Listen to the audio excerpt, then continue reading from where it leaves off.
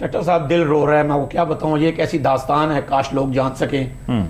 पूरा पाकिस्तान एक्सपोर्ट करके किसी भी तरीके से कारोबार करके बाहर माल बेच के जितने डॉलर कमाता है वो डॉलर हैं 28-29 अरब डॉलर। ठीक है।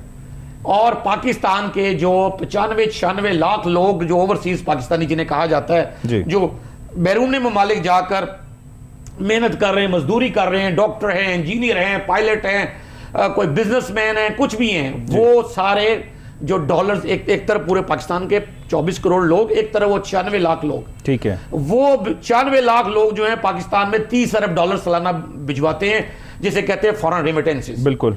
आप ये देखें कि हमारे पास ये 30 अरब डॉलर वो और 28-29 अरब डॉलर ये मिलके तकरीबन 60 अरब डॉलर बड़ी मुश्किल से बनते हैं। ठीक है। और अब जो हम इन 60 अरब डॉलर के अगेंस्ट खर्च क्या करते हैं? 60 अरब डॉलर हमारे पास पड़ा हुआ है, हम करते हैं 85 अरब डॉलर, यानी 26-27 अरब डॉलर हम फालतू खर्च करते हैं। और ये खर्च कौन करता है जी? ये 85-84 आप करते हैं, ये जो कैमरामैन है ये करते हैं, क्या ये जो बाहर दूध बेचने वाला है ये कर रहा है, क्या अखबार फरोश कर रहा है, क्या यहाँ जनरल स्टोर वाला कर रहा है? जी नहीं, ये वो चंद खानदान है पाकिस्तान के जिन्होंने रिश्वत दे के हर वजीर आजम, सदर ममलकत और वुजरा का और इंडस्ट्रीज डिपार्टमेंट का मुंह बंद किया होता है।